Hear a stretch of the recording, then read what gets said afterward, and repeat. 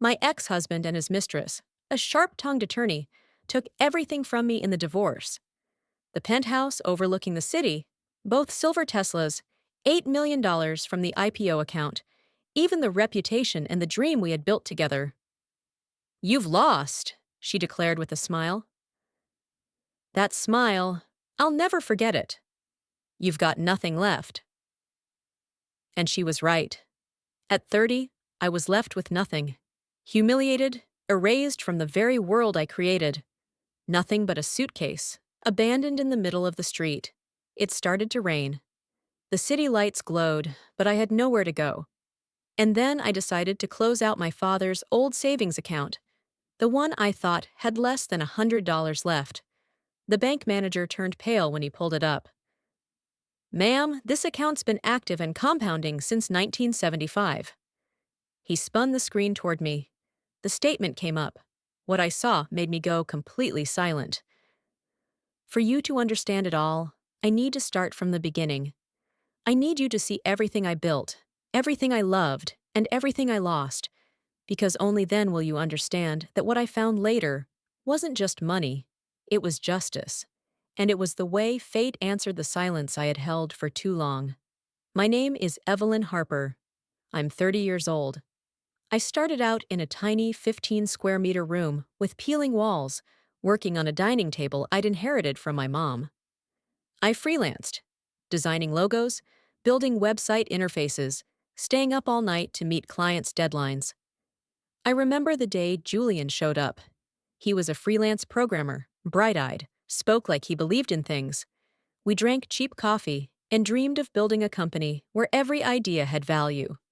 I knocked on the doors of 100 potential clients, got turned down 99 times. But one yes, one client who believed. That was worth everything. I saved every penny for 3 years to launch my own agency.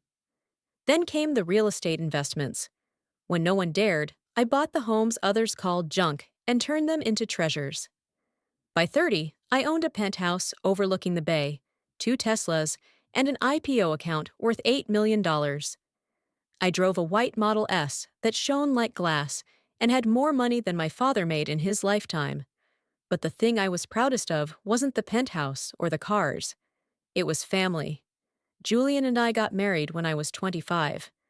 He was handsome, with warm brown eyes and dimples that made every idea sound better. 5 years later, that dream had come true.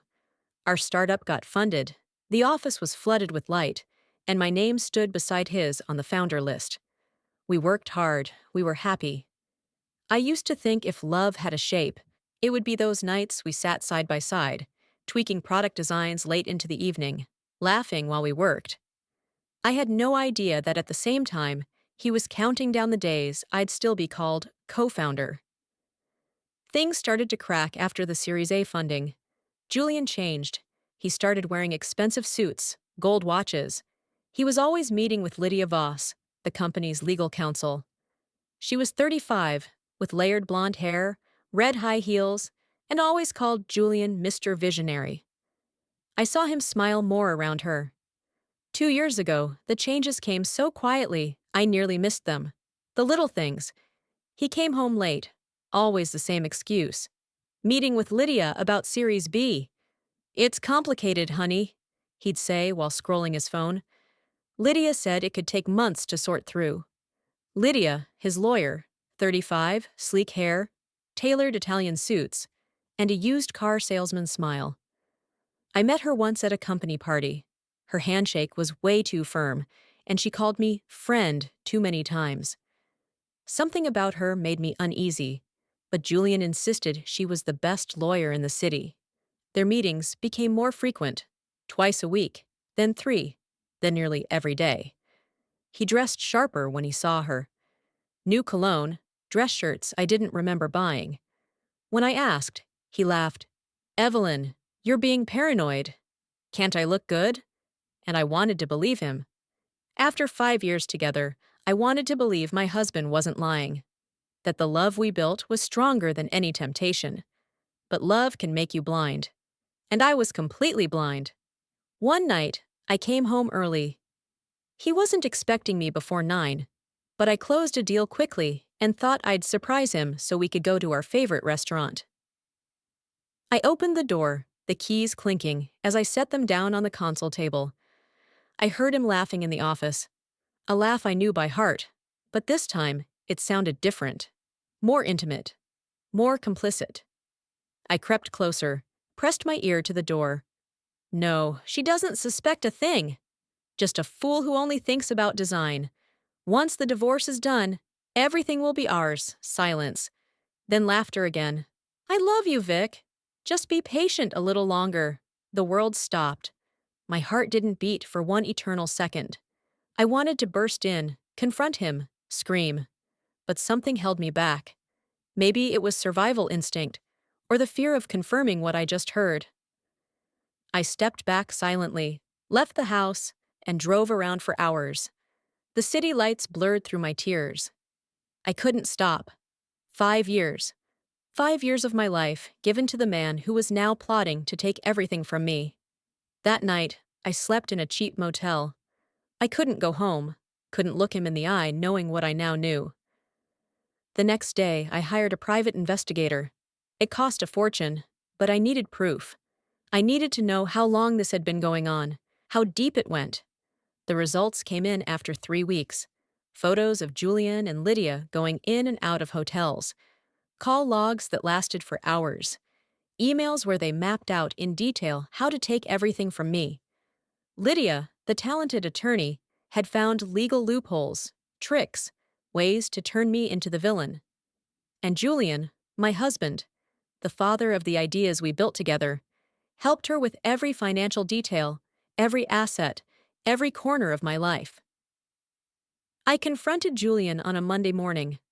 I laid the stack of photos on the breakfast table as he sipped his coffee. His face went pale for a second, just 1 second. Then he smiled. A cold smile I'd never seen before. So what now, Evelyn? You gonna divorce me? Go ahead. Lydia's got everything ready, and he was right. Because what I didn't know was that the trap had already been set. The best lawyer in the city against a 30-year-old woman who still believed in justice. I didn't stand a chance. The divorce process started 3 days after that conversation. Julian moved out of the penthouse that very afternoon. Before he left, he stood at the door with a smile, then threw his own suitcase out, one piece at a time, only to quietly pick everything up, fold it neatly, slowly, with a face full of sadness, like he was the victim. The neighbors saw him leave with red eyes, playing the perfect abandoned husband. I stayed behind in the massive penthouse, surrounded by silence and the ghosts of a family that once was. Every happy photo now felt like a cruel joke. But losing him wasn't the worst part. The worst part was what came next. Lydia moved like a shark smelling blood in the water. The divorce papers landed in my hands a week later, and when I opened them, I couldn't believe what I was reading. Julian accused me of emotional abuse, financial manipulation, and sabotaging the company. He claimed I forced him to sign documents without reading, that I constantly threatened him, that he lived in fear inside his own home. Every sentence, every word, was a perfectly crafted lie. Each accusation was designed to destroy me. And the worst part was, they had witnesses and evidence. People I once considered friends, business partners, even former employees who had worked at the agency for 5 years. All of them testified in his favor. All of them lied with such conviction, it sent chills down my spine. The evidence included video footage from the neighbors across the street, conveniently capturing the moment my husband's suitcase and clothes were tossed outside, followed by him quietly picking up each item. I hired the best lawyer I could find, a woman with 30 years of experience, who assured me that truth always wins. "Don't worry, Miss Grant," she said, patting my shoulder. "We have evidence of your good character, your honest work. No judge is going to believe a man who's clearly lying." But what my lawyer didn't understand was that Lydia didn't play fair. She knew every corner of the legal system, every judge, every clerk in every courtroom. She knew exactly which buttons to press and when. On the first hearing day, I arrived early, dressed in a sharp suit, clinging to the hope that justice would be on my side. I saw Julian walk in, arm in arm with Lydia, both in black, both wearing sunglasses. He looked weak, broken, perfectly vulnerable. And I looked exactly how they wanted me to look. A wealthy, powerful businesswoman. Intimidating. The type of woman who could abuse her husband and no one would question it. The judge was a man in his 40s, stern-eyed and unreadable. He listened to Julian's case first. Lydia spoke for 35 minutes, painting me as a monster. She told made-up stories of terrifying nights, screaming, threats. She claimed I controlled every dollar Julian spent, isolated him from his friends, made him feel worthless. When it was our turn, my lawyer presented photos from family vacations, testimony from neighbors who never heard arguments, and bank statements proving Julian had full access to our accounts. But every time we presented something, Lydia had a reply ready. "These photos are staged, Your Honor." My client was forced to smile in public out of fear. The neighbors didn't hear anything because the abuse was emotional, not physical. Yes, he had financial access, but always under her supervision. Everything she said sounded convincing, professional, rehearsed. And I saw it in the judge's eyes. He was starting to believe her. The hearing ended without a verdict. The judge said he needed time to review the evidence and would set a new date. I walked out of that courtroom feeling like the ground beneath me was shifting. My lawyer tried to reassure me, said, "These things take time, we have to be patient." But I knew something was wrong. I could feel it in my bones. That night, I couldn't sleep. I stared at the ceiling, asking myself how my perfect life had turned into this nightmare. The following weeks were administrative hell. More hearings, more lies, more paid witnesses who claimed to have seen me act aggressive. Lydia brought in a psychologist who diagnosed Julian with PTSD from years of abuse. She submitted falsified medical records showing therapy sessions for anxiety and depression. Each piece of evidence was a masterclass in legal manipulation, and I could do nothing but watch the reputation I'd built over 8 honest years crumble in a matter of weeks. But what truly destroyed me was when Lydia filed the asset claims. She didn't just want half. She wanted Julian to keep the penthouse, claiming I bought it to control him. She wanted both Teslas, arguing Julian needed safe transportation after the trauma I caused. She wanted full access to the accounts, alleging I had hidden money, including the $8 million we'd built together during 5 years of marriage and 3 years before. She demanded everything, absolutely everything, belonged to him. My lawyer said it was ridiculous. No judge would grant that, but he was wrong. Because Lydia had a trump card no one saw coming. At the next hearing, she submitted documents supposedly proving I had transferred company funds into my personal account, evaded taxes for years. The documents looked legitimate, with my signature, official seals. But I had never seen them before in my life. They were perfectly forged, so good that even my lawyer doubted me for a moment. "Evelyn," he asked quietly, "is there something you haven't told me? Because if this document's real, we're in serious trouble." I swore to him I had done nothing illegal, that I paid taxes regularly, that every cent in the company was accounted for. But Lydia had done too good a job. The forgeries looked so real that the judge ordered a full financial investigation. For 2 months, auditors went through every transaction, every receipt, every transfer from the past 5 years. And even though they found nothing illegal, the damage had been done. My reputation was destroyed. The local paper ran the headline, "Co-founder accused of fraud and abuse. Clients canceled contracts. Partners stopped responding." The name that once opened every door for me was now slammed shut. Former employees, people I once considered family, took Julian's side. He filled their heads with lies, said I was a controlling, tyrannical boss, that I made them work overtime just to protect my public image. Or maybe they didn't believe it, but money talks louder than loyalty. Julian promised them a cut of the reward if they testified in his favor, and they did. A designer who once interned with me stood before the judge and said I constantly yelled and never acknowledged her work. A sales rep who'd closed million-dollar deals with me swore he saw signs of controlling behavior from the beginning. Their words were knives straight to the heart. Every lie was another cut that went straight into me. The final hearing came on a bleak Friday in November. The sky was thick with clouds, like the universe knew what was about to happen. The courtroom was packed. Julian and Lydia sat across from me, unable to fully hide the look of victory on their faces. Former employees sat in the front row, not one of them meeting my eye. My lawyer sat beside me, her file painfully thin compared to the mountain of documents Lydia had prepared. The judge entered and everyone stood. He sat down, opened the folder, and began reading the verdict in a flat, unreadable tone.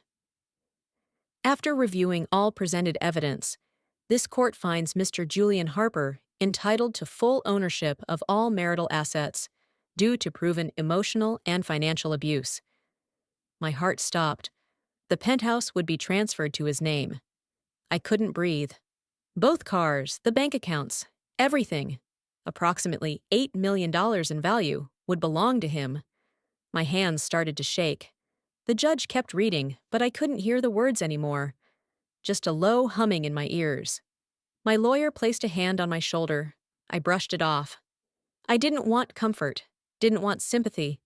I just wanted to wake up from this nightmare. When the judge finished, he struck the gavel. The sound echoed like a gunshot through the room. Court adjourned. It was over. 5 years of work, sacrifice, and honest building, erased in a flash by the signature of a judge who never bothered to learn the truth. I stayed seated as everyone stood. I watched Julian walk out, Lydia on his arm. Before he reached the door, he turned and looked me straight in the eye. Then he smiled. Not a subtle or conflicted smile, but wide, triumphant, venomous. Lydia whispered something in his ear, and he burst out laughing. The sound cut through the silence like a blade. And in that moment, I realized this had never been about love or heartbreak. It had always been about money.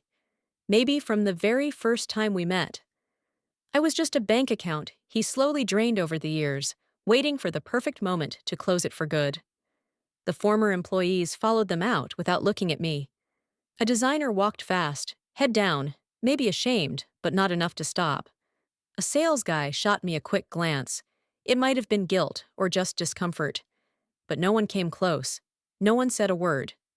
The room emptied out within minutes, and I sat frozen on that hard wooden bench, unable to move. My lawyer finally broke the silence. "Evelyn, I'm so sorry." "We can appeal. We can—" I held up my hand to stop her. There was nothing left to do. Julian won. His mistress won. And I had lost absolutely everything. I left the courthouse like a ghost. Outside, the sun was shining. People walked past, laughing, talking, completely unaware that my world had just collapsed. I sat on a bench outside the courthouse and just breathed. Inhale. Exhale. I tried to process what had happened, but my brain refused to accept it. How could I, in a single day, lose the penthouse, all my savings, the cars, and the respect of people who used to be my teammates? How could 5 years of marriage end with the man who stole everything from me while the legal system applauded? The days that followed were a blur of lawyers, paperwork, and humiliation. I had less than a week to vacate the penthouse. Julian wanted to move in immediately with Lydia, turning my home into their love nest. I packed my belongings into musty cardboard boxes. 5 years of marriage, reduced to 5 boxes. Clothes, a few books, some photos I didn't want to look at, but couldn't bring myself to throw away. The rest, furniture, artwork, memories, all stayed behind. They belonged to him now. On the day I left, I didn't look back. I couldn't. If I turned around to take one last look at the penthouse, I knew I'd collapse right there in the hallway. I moved into a tiny one-bedroom apartment in the cheapest part of Oakland, where the walls were so thin I could hear the neighbors fight every night. The bathroom had mold in the corners, and the kitchen was so small only one person could fit at a time. But it was all I could afford, because when you lose $8 million in a divorce, you also lose your credit, your ability to borrow, your financial safety net. Banks saw me as a risk. I'm sorry, Ms. Grant, they always said, trailing off. But the message was clear. I was a liability. And now, friends disappeared one by one. At first, they called and texted, saying how sorry they were. But when I needed help, needed work, or just someone to talk to, the excuses started. I'm too busy. It's not a good time. Julian's our friend, too. You understand how awkward this is, right? Within 2 months, my contact list was nearly empty. People I'd once had dinners with, traveled with, closed deals with, erased me from their lives like I'd never existed. That's how the world works when you fall. No one wants to be near failure because they think it might rub off. The nights were the worst. I sat in that miserable apartment, with the sound of distant sirens and neighbors fighting through the wall, wondering how I ended up here. At 30, after a life of hard work and all the right decisions, I was completely alone. No family, no friends, no money, no direction. Some nights, I thought about giving up, quitting everything, ending it all. But something in me, maybe the last shred of pride or just plain stubbornness, refused to completely surrender. I looked for work, but no one wanted to hire a woman with a legal scandal. Your situation is complicated. I took whatever I could get. Late-night freelance logo jobs, morning coffee shifts. Some weeks, I stayed up all night designing for clients who paid $200. Me, the woman who once negotiated million-dollar contracts, was now earning pennies doing work that broke my back and strained my eyes. But I had to eat. I had to pay rent for the hole I called home.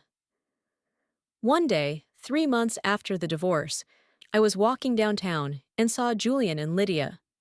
They were leaving a fancy restaurant, the kind we used to celebrate funding rounds at. She wore a red dress I'd never seen before. Jewelry sparkled under the sun. Julian had his arm around her waist, possessive, proud. They looked happy, radiant, living a perfect life on my money, in my penthouse, driving my Tesla. I hid behind a streetlight so they wouldn't see me. Not because I was scared, but because I couldn't bear the thought of them seeing me like this. Broken. Defeated. That night, I hit rock bottom. I sat on the floor of my apartment, surrounded by bills I couldn't pay, and cried. Cried like I hadn't cried since I was a child. Tears of rage, helplessness, and pure despair. Why had I worked so hard? Just to end up like this, alone and wrecked, while the people who betrayed me enjoyed the fruits of my labor. It wasn't fair. Nothing was fair. But justice, I learned that night, isn't something the world owes you. It's something you fight to take. The next day, between the moldy smell of boxes and the arguing couple next door, I was sorting through what little I had left. I found an old wooden music box buried at the bottom of a box, something I had packed without even noticing when I left my old home. The music box was dark wood, cracked at the corner, with faded flower carvings on the lid and a yellowed paper label on the side. To Nathan, from the Father who always loved you, I turned the tiny key, and the music sputtered to life. Rough metallic notes, like forgotten memories. Beneath the faded green velvet lining was a pale green savings book, corners curled from age. First National Trust, 1975. Just underneath it was a red wax-sealed envelope with handwriting I recognized from postcards 3 years ago. To my daughter, open when you need it most.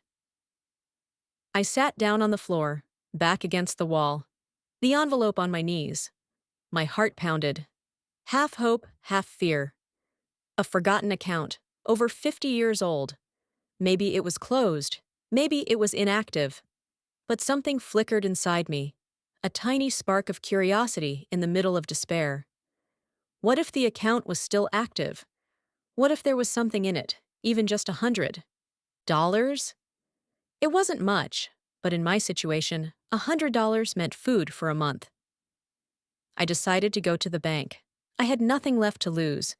I wore a cheap suit still stained with coffee, tied my hair back, tucked the savings book into my tote bag, and took 2 buses. The new branch was all glass and steel, cold stone floors, smelling like air conditioning and disinfectant. I handed the book to the receptionist. She frowned at the year printed on the cover and politely asked me to wait. 10 minutes, 20, 30. I was ready to hear, closed, invalid. Sorry for the inconvenience. I started to think I'd made a mistake, that I'd wasted my time. But then a man around 55 appeared. Thick glasses, gray suit. Miss Grant? I stood. Yes. I'm Joseph, the branch manager. Could you follow me to my office? There was something in his tone that made me nervous. He didn't sound like someone about to tell me an account had been closed. He sounded like someone who had just seen something unexpected. We walked in silence down the marble hallway into his office. He closed the door and gestured for me to sit. He sat at his computer and typed. His face went pale. Ms. Grant, he said, not looking at me. Do you have any documentation proving your relation to Mr. Frederick Grant? I pulled out my ID. My last name is Grant. Frederick was my paternal grandfather. Joseph checked the documents, then looked back at the screen. He took a deep breath. Ma'am, the account exists. It's active and has been compounding interest since 1975. The world stopped spinning. A CT4. What? I whispered. Joseph turned the screen toward me, and then I saw it. The account balance. My eyes scanned the number once, twice, 3 times, unable to process it. It couldn't be real. It simply couldn't be real. $127 million. The room started to spin. I couldn't breathe. That can't be right, I said, my voice trembling. Joseph nodded slowly. I verified it 3 times. Your grandfather deposited $100 in 1975. The account was never closed. It's been compounding interest and receiving occasional deposits for 50 years. With original bank rates and shifting policy changes over the decades, the amount grew exponentially. I couldn't speak. Couldn't think. $127 million from a forgotten account. An old green passbook sitting in a wooden box while I struggled, worked, built an empire from nothing. And all this time, this inheritance had waited for me in silence. I didn't think about the money anymore. I remembered the letter I'd found beneath the book, sealed with an old-fashioned red wax stamp, the kind no one used anymore. My name was written on the front in the handwriting of a man who once loved me like a father. Evelyn Harper, open when you need it most. I broke the seal. Inside was a letter written on beautiful paper. I started reading, and tears fell before I could stop them. Dearest Evelyn, if you're reading this, it means you've found what your grandfather and father left behind. And if you've found it, it means you need it. This is a gift my father left for me, and I've left it for you. He opened it in 1975, after he was betrayed by his own business partner. The man took everything, his company, his savings, even tried to take your grandmother. The pain of betrayal nearly destroyed your grandfather. The letter continued. I opened a secret account in 1975 with my last $100. It was all I had in the world, but I didn't open it for myself. I opened it for us, for the child I hadn't yet met. I knew time and interest would do their work. I knew one day, when we needed it most, this account would help us through. But I never needed it. And when I had you, I carried on his work, preparing for the unlucky day. Evelyn, I always hoped this letter would remain buried. But if you're reading it in pain, I want you to know something. Betrayal hurts because we love deeply. But the same love that makes us vulnerable also makes us strong. Don't let betrayal consume you. Use this money to rebuild yourself. Do what you were meant to do. Use the pain as fuel. The letter ended with the line that shattered me completely. I love you. I folded the letter and held it to my chest. Some letters arrive at just the right moment, like a rope pulling you up from the bottom of the sea. This was one of those letters.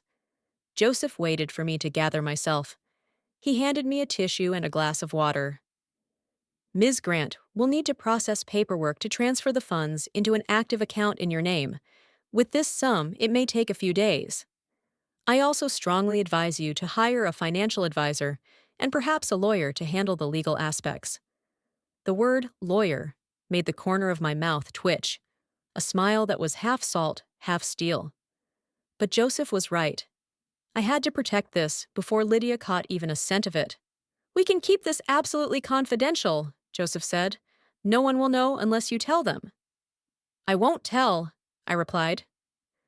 The elevator doors closed, reflecting my face, mascara smeared, but eyes sharper than they'd been in months. Not joy, clarity. This wasn't just a second chance. This was the chance to do justice the right way. I left the bank 3 hours later with a briefcase and a secret heavier than any fortune, $127 million. The number spiraled in my head like a storm. I walked the streets aimlessly, trying to process what had just happened. People passed me by, totally unaware that the woman in the wrinkled blazer among them had just become a millionaire. It felt surreal. Just 24 hours ago, I walked into a bank hoping to withdraw $100, enough for food for the month. Now, I had more money than I could spend in several lifetimes. But something inside me had shifted. I didn't feel thrilled. I didn't feel the urge to celebrate or spend. I felt something deeper, darker. I felt clarity. For the first time in months, my mind was fully awake. And in that clarity, I knew exactly what I had to do. I opened my contacts and scrolled to a name I had saved, but never dared call. Declan Morrow, a lawyer once crushed by Lydia in a professional misconduct case to push him out of the game. They said he had nothing left to lose, so he only took the dirtiest cases. Ones he could clean from the root. I hit call. 3 rings. A man's voice answered. Low, brief, no small talk. "This is Evelyn Harper," I said, hearing my heartbeat through the speaker. "I need a lawyer who's not afraid to swim in dirty water. And I have something you'll care about. Proof Julian and Lydia fabricated everything. And the financial means to go all the way." Silence on the other end. A long beat. Then he said, "You called the right man, at the right time. Send me everything you have. Tonight, 8 p.m. My office has no sign on the door." I hung up and leaned my head against the wall. My grandfather had planted a seed in 1975. My father had carried it forward, and it had risen at the exact moment I thought all hope was gone. I sat up straight and opened my laptop. The folder War Room was empty. I dragged in every file, every photo, every bank statement I had screenshotted before being locked out of the system. Tonight, I would walk into that unmarked office with a lawyer Lydia once stripped of honor. Not for revenge, but to restore order, to take back what was mine, and expose what they'd done to others. We met at his office, a serious space with walls lined with degrees and awards. I told him the whole story, every detail of the divorce, every lie, every forged document. Declan listened in silence, occasionally jotting down notes. When I finished, he leaned back in his chair and looked at me intently. "Ms. Grant, what you're describing is a clear case of legal misconduct and potential fraud. If we can prove that attorney Lydia Voss forged documents and manipulated court procedures, not only can we reverse the divorce, but she could face criminal charges." I nodded. That's exactly what I want. But it needs to be quiet. No one can know I have the resources until the right moment. Declan smiled for the first time. Understood completely.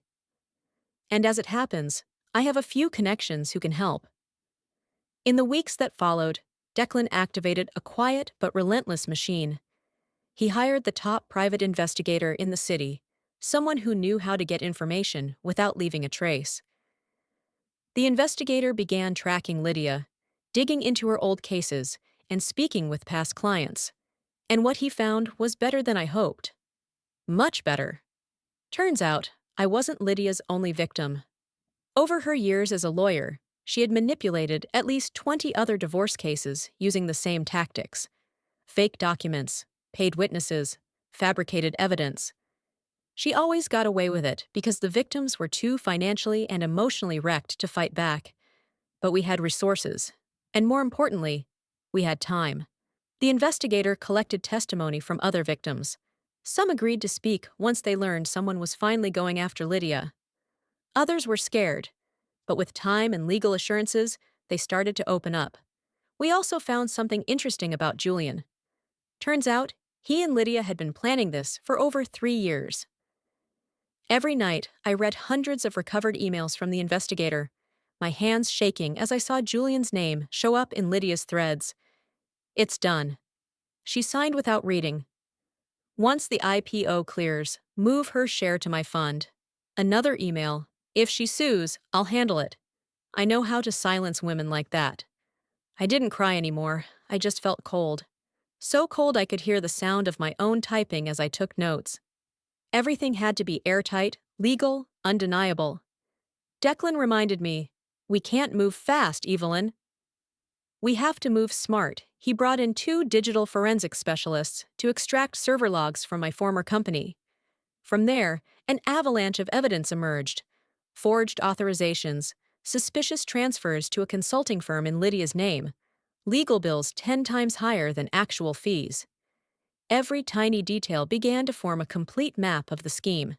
From the day Julian started going to meetings, to the day I was kicked out of my own office. If we moved too quickly, Lydia could destroy evidence or disappear. Every piece had to be in place before we struck. So I waited. And while I waited, I did something else.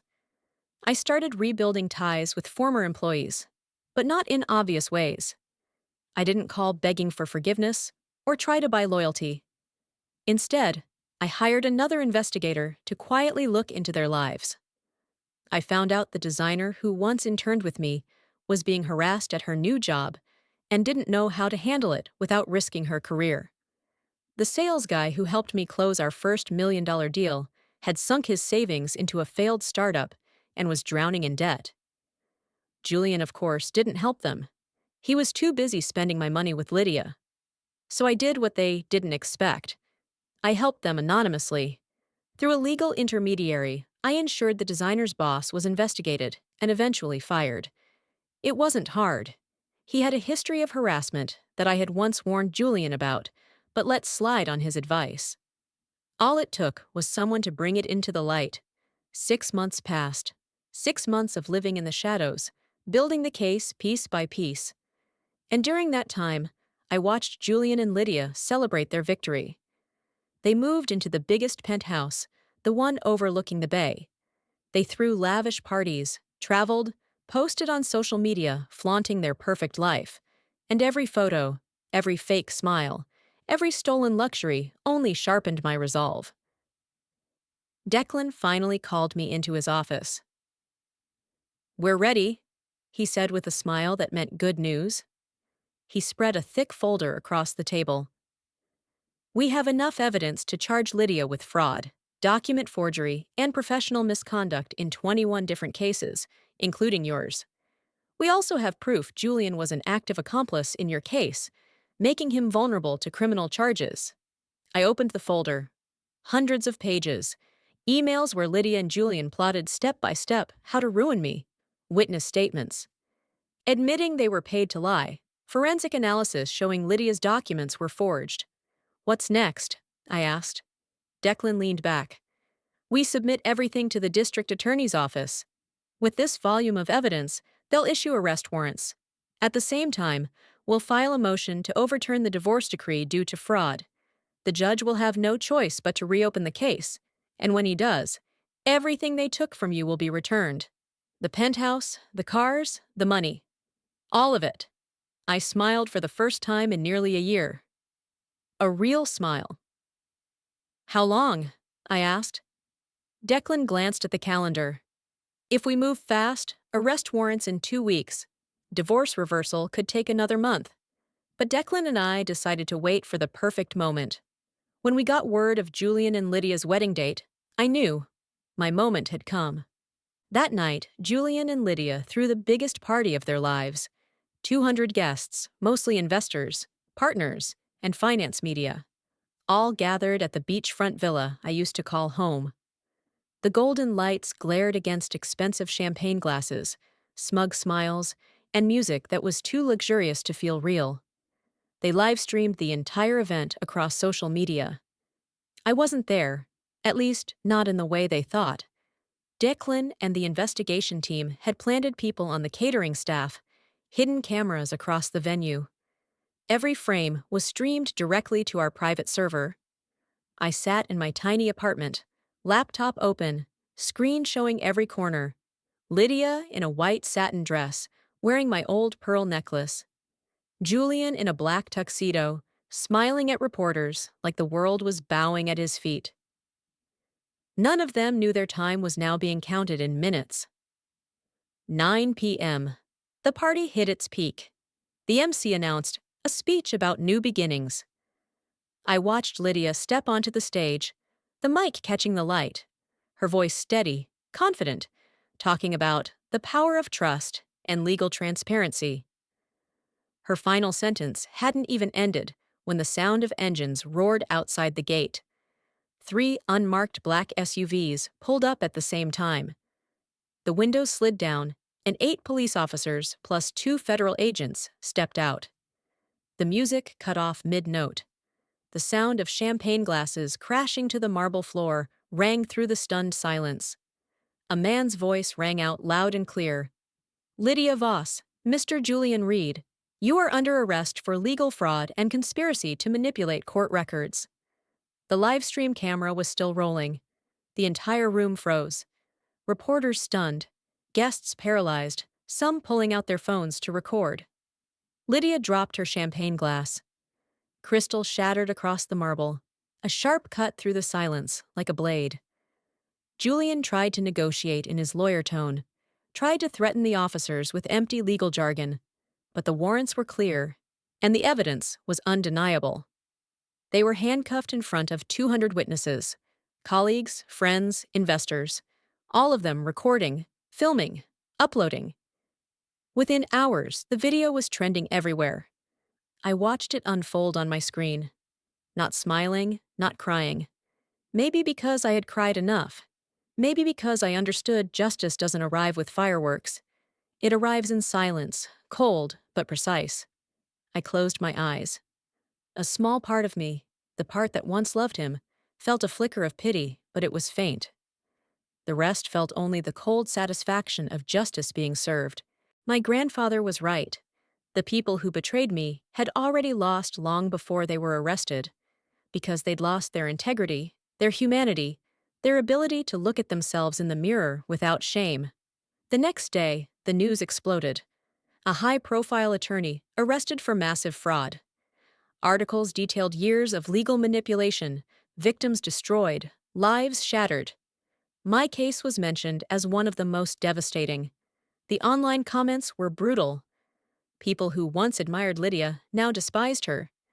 Julian was described as a calculating accomplice husband. The same guests who had attended their party were now posting outraged statements, conveniently forgetting they'd once toasted champagne in a penthouse bought with stolen money. 3 weeks after the party, everything moved faster than I expected. The court reopened the divorce ruling, in the same courtroom where I had once lost everything. Only this time, I walked in with my head high, my suit pressed, and the silence of someone who no longer knew fear.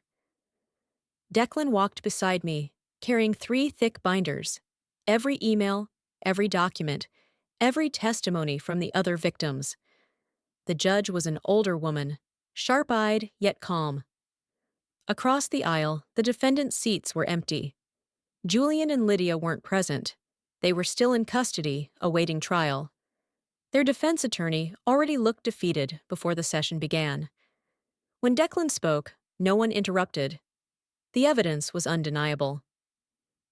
I sat still, listening to his steady voice as he read out Lydia's own words, the forged documents now exposed to light.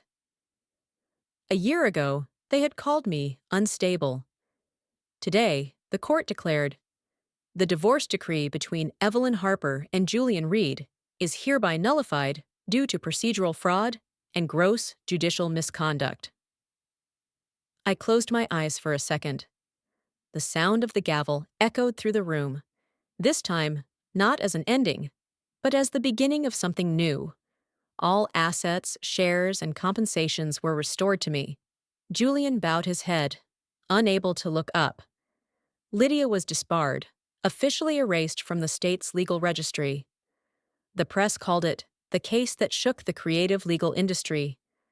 I gave no interviews, no television appearances. I wanted silence, because true victory doesn't need an audience. I went back to my small apartment, brewed a cup of tea, opened the old music box, and listened to the metallic notes ringing softly through the quiet like a blessing from the past. The $127 million in my account remained untouched, still a secret. I decided to use only a small part of it, to do what my grandfather had always wanted: turn pain into seed. That night, I returned to my modest rented apartment. I could have moved back into the penthouse immediately, but I chose to wait. I wanted to taste this moment, to remember what the bottom felt like before reaching the peak, because that memory keeps me humble. It reminds me that fortune can shift in an instant, and the only thing that truly matters is who you are when no one's watching. The days that followed were a mix of legal resolution and personal healing. The penthouse was returned to my name. The cars, though Julian and Lydia had used them for a year, were still legally under my assets, thanks to Declan's excellent legal maneuvering. The bank accounts were more complicated since they'd spent millions, but the court ordered the return of whatever was left, plus compensation for damages. Not that I needed the money. I still had $127 million from the account my grandfather and father had left behind, untouched, resting in silence. I chose not to disclose that account. Not yet, maybe never, because I had learned the most valuable lesson of my life. Visible money makes you a target. Invisible money makes you untouchable. I moved back into the main penthouse, the one overlooking the bay. But something inside me had changed. The rooms I used to be proud of now felt hollow. Expensive furniture, artwork, marble floors, all of it felt shallow. I had once lived in a one-bedroom apartment and felt just as happy, maybe even more, because that place held no ghosts of betrayal. I hired a cleaning company. I wanted to erase every trace of Julian and Lydia from the space. I donated the furniture they had used, repainted the walls, changed the locks, of course, but also changed the energy of the place. When it was finished, the penthouse felt new again, like a blank canvas waiting for a second chance.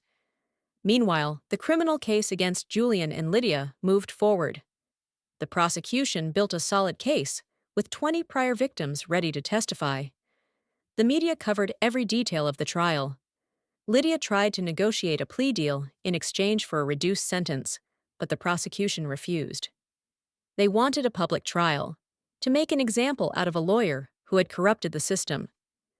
The trial lasted 2 weeks. I attended every day of testimony, not for revenge, but for closure. I needed to see, with my own eyes, justice doing what it should have from the start. Lydia looked different in court. No expensive makeup, no designer dress, just the orange jumpsuit of jail, which crushed all remnants of her once fabricated glamour. Julian looked at me once from the defendant's bench. Our eyes met, and I saw something I didn't expect: real regret. Not performative, not for a lighter sentence, deeper than that. The realization that he had destroyed 5 years of shared life for greed and lust. I looked away, not out of hate, but because I felt nothing for him, and that indifference was more final than any rage. The verdict came. Lydia was permanently disbarred and sentenced to 12 years in prison, with no parole for the first 7. Julian received 5 years for conspiracy. When the judge read the sentence, Lydia finally lost her composure. The bailiffs had to drag her out while she shouted empty threats. I walked out of court that day and breathed in the fresh afternoon air. With the criminal case closed and my assets restored, I finally had time to think about the future. What does a woman in her 30s do with $127 million, a house, 2 cars, and $8 million returned from her ex? A second chance at life? I could travel the world, buy more properties, live in excessive luxury. But none of that called to me. Instead, I remembered my grandfather's words in the letter. Use this money not for revenge, but to rebuild yourself. I decided to create a foundation. I named it after him, to honor the man who deposited the first $100 right after being betrayed, planting a seed that would one day save me. The mission of the foundation is simple but powerful: to help women who've been deceived in divorce and legal fraud by providing free legal resources to those who can't afford high-quality representation, to build a support system for those destroyed by the very system meant to protect them. I invested $40 million as the initial funding. I hired the best attorneys, investigators, and social workers. We opened offices in 10 major cities. It's been a year since I founded the Legacy Seed Fund. It all started from a small room, a few case files, a few phone calls, and the belief that justice still had space to take root. Now, the fund has helped 43 women escape wrongful convictions, lives crushed by things they never did. I read every thank you letter, every tear, every story, and realized that pain never really disappears, but it can become light for someone else. I'm no longer the woman defined by what she lost. I'm the one standing between the light and the shadows, gently holding the door open for those still lost. When reporters ask how I feel, I simply smile and say, true justice isn't about making them suffer. It's about rebuilding what they destroyed. I speak calmly, without further explanation, because some truths don't need to be emphasized. They just need to be lived as they are. A few months later, I received a letter from my ex-husband Julian, sent from prison. He didn't ask for forgiveness. He only wrote that now he finally understands what it means to lose everything. I read the letter in silence. No anger, no pity. When I folded it, I placed it inside the old wooden music box, right beside my grandfather's letter. 2 letters, 2 men, 2 eras. One taught me about trust. The other reminded me of the limits of being human. I didn't reply. I didn't need to, because sometimes justice doesn't need to make noise. It only needs to stand quietly, like a seed waiting for rain. Now I live in a small house on the edge of town, where the mornings carry birdsong and the smell of coffee drifts on the breeze. No luxury, no noise, just me, and the books, and the case files waiting for approval at the fund. Legacy Seed continues. I've invested another $20 million to sustain it. In the late afternoons, I stand by the window, watching the light fall gently across the trees, and in those moments, I feel truly free. Not because of wealth or victory, but because at last I've learned how to be at peace within my own life. Tell me what city you're listening from, and if you believe justice can begin again, as long as we try hard enough. Subscribe to hear more stories.